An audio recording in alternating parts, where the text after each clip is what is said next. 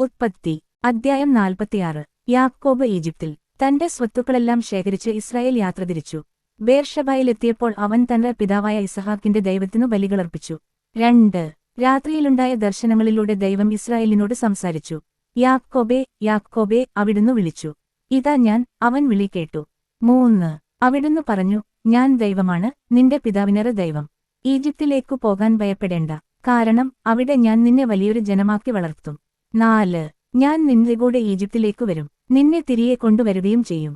മരണസമയത്ത് ജോസഫ് നിന്നെ ശുശ്രൂഷിക്കും. 5. യാക്കോബ് ബേർഷബായിൽ നിന്ന് യാത്രയായി. ഫറവോ കൊടുത്തേച്ചിരുന്ന രഥങ്ങളിൽ ഇസ്രായേലിന്റെ മക്കൾ പിതാവായ യാക്കോബിനെയും തങ്ങളുടെ കുഞ്ഞുങ്ങളെയും ഭാര്യമാരെയും കയറ്റിക്കൊണ്ടുപോയി. 6. തങ്ങളുടെ കന്നുകാലികളും കാനാൻ നാട്ടിൽ തങ്ങൾക്കുണ്ടായിരുന്ന വസ്തുവകകളും അവർ കൂടെ കൊണ്ടുപോയി. 7. യാക്കോബും സന്തതികളും ഈജിപ്തിലെത്തി പുത്രന്മാരെയും അവരുടെ പുത്രന്മാരെയും പുത്രിമാരെയും പുത്രന്മാരുടെ പുത്രിമാരെയും തന്റെ സന്തതികൾ എല്ലാവരെയും അവൻ ഈജിപ്തിലേക്കു കൊണ്ടുപോയി. 8. ഈജിപ്തിലേക്കു വന്ന ഇസ്രായേലിന്റെ മക്കളുടെ പേരുവിവരം: യാക്കോബും അവന്റെ പുത്രന്മാരും, യാക്കോബിന്റെ കടിഞ്ഞൂൽ സന്താനമായ റൂബൻ. റൂബന്റെ പുത്രന്മാർ ഹനോക്ക്, പല്ലു, ഹെസ്രോൺ, കർമി. 10. ഷിമയോൻ പുത്രന്മാർ യെമൂവേൽ, യാമീൻ, ഓഹദ്, യാക്കിൻ, സോഹാർ. കാനാന്യ സ്ത്രീയിൽ അവന് ജനിച്ച സാവൂൾ. 11. ലേവിയുടെ പുത്രന്മാർ ഗർഷോൺ, കൊഹാത്ത്, മെറാറി. 12. യൂദായുടെ പുത്രന്മാർ ഏർ, ഓനാൻ, ഷേലാഹ്, പേരസ്, സോന്. ഏരും ഓനാനും കാനാൻ ദേശത്തു വെച്ചു മരിച്ചു. പേരസിന്റെ പുത്രന്മാർ ഹെസ്രോൺ, ഹാമുൽ. 13.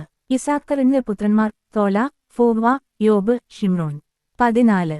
സെബുലൂണിനറ പുത്രന്മാർ സേരദ്, ഏലോൻ, യഹ്ലോൾ. 15. പാദാനാരാമിൽ വച്ചു യാക്കോബിനു ലേയായിൽ ജനിച്ച പുത്രന്മാരാണ് ഇവർ. അവളിൽ അവനു ദീന എന്ന പുത്രിയും ജനിച്ചു. അവന്റെ സന്താനങ്ങളുടെ ആകെ എണ്ണം 33 ആയിരുന്നു. 16. ഗാദിനറ പുത്രന്മാർ സിഫിയോൻ, ഹഗ്ഗി, ഷൂനി, എസ്ബോൺ, ഏരി, അരോദി, അരേലി. 17. ആഷറിന്റെ പുത്രന്മാർ ഇംന, ഇഷ്വ, ഇഷ്വി, ബറിയ, അവരുടെ സഹോദരി സെർഹ്. ബറിയായുടെ പുത്രന്മാർ ഹേബർ, മൽക്കിയേൽ. 18. ലാബാൻ തന്റെ മകളായ ലേയായ്ക്കു പരിചാരികയായി കൊടുത്ത സിൽഫയുടെ മക്കളാണിവർ. യാക്കോബിനു സിൽഫയിൽ 16 മക്കളുണ്ടായി. 19. യാക്കോബിനറ ഭാര്യയായ റാഹേലിനറ മക്കൾ ജോസഫ്, ബഞ്ചമിൻ. 20. ജോസഫിന് ഈജിപ്തിൽ വെച്ച് ഓനിലെ പുരോഹിതനായ പൊത്തിഫെറായുടെ പുത്രി അസത്തിൽ മനാസയും എഫ്രൈമും ജനിച്ചു. 21. ബഞ്ചമിന്റെ പുത്രന്മാർ ബേല, ബേക്കർ, അഷ്ബേൽ, ഗേര, നാമാൻ, എഹിറോഷ്, മുപ്പീം, ഹുപ്പീം, ആരദ്. 22. യാക്കോബിന് റാഹേലിൽ ജനിച്ച മക്കളാണ് ഈ 14 പേരും. 23. ദാനിന്റെ പുത്രൻ ഹുഷിം. 24. നഫ്താലിയുടെ പുത്രന്മാർ യഹ്സേൽ, ഗുണി, യേസർ, ഷില്ലെം. 25. ലാബാൻ തന്റെ മകളായ റാഹേലിനു കൊടുത്ത ബിൽഹ എന്ന പരിചാരികയിൽ യാക്കോബിനുണ്ടായ പുത്രന്മാരാണ് ഈ 7 പേർ. 26. പുത്രന്മാരുടെ ഭാര്യമാരെ കൂടാതെ യാക്കോബിന്റെ കൂടെ ഈജിപ്തിലേക്കു വന്ന അവൻ സന്താനങ്ങൾ 66 പേരാണ്. 27. ഈജിപ്തിൽ വച്ചു ജോസഫിനു 2 പുത്രന്മാർ ജനിച്ചു. അങ്ങനെ ഈജിപ്തിലേക്കു വന്ന യാക്കോബിന്റെ കുടുംബക്കാർ ആകെ 70 പേരാണ്. 28. ഗോഷനിലേക്കുള്ള വഴി കാണിക്കണമെന്നാവശ്യപ്പെട്ടുകൊണ്ട് യാക്കോബ് ജോസഫിന്റെ അടുത്തേക്ക് യൂദായെ മുൻകൂട്ടി അയച്ചു. അവർ ഗോഷനിലെത്തിച്ചേർന്നു. 29. ജോസഫ് തന്റെ പിതാവായ ഇസ്രായേലിനെ എതിരേൽക്കാൻ രഥമൊരുക്കി ഗോഷനിലെത്തി. അവൻ പിതാവിനെ കെട്ടിപ്പിടിച്ചു ദീർഘനേരം കരഞ്ഞു. 30.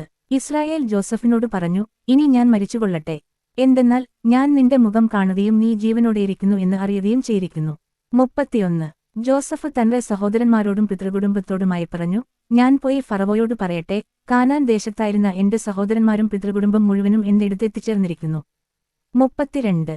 ഇവർ ഇടയന്മാരാണ്, കാലിമേക്കലാണ് ഇവരുടെ തൊഴിൽ, ആടും മാടും അവർക്കുള്ളതൊക്കെയും അവർ കൂടെ കൊണ്ടുവന്നിട്ടുണ്ട്. 33. ഫറവോ നിങ്ങളെ വിളിച്ച് നിങ്ങളുടെ തൊഴിൽ എന്താണെന്ന് ചോദിക്കുമ്പോൾ 34. അങ്ങയുടെ ദാസന്മാർ ചെറുപ്പം മുതൽ ഇന്നുവരെയും കാലിമേക്കുന്നവരാണ്, ഞങ്ങളുടെ പിതാക്കന്മാരും അങ്ങനെയായിരുന്നു എന്നു പറയണം. അങ്ങനെ പറഞ്ഞെങ്കിലേ ഗോഷൻ നാട്ടിൽ നിങ്ങൾക്കു പാർക്കാനൊക്കൂ, കാരണം ഇടയന്മാരോട് ഈജിപ്തുകാർക്ക് അവജ്ഞയാണ്.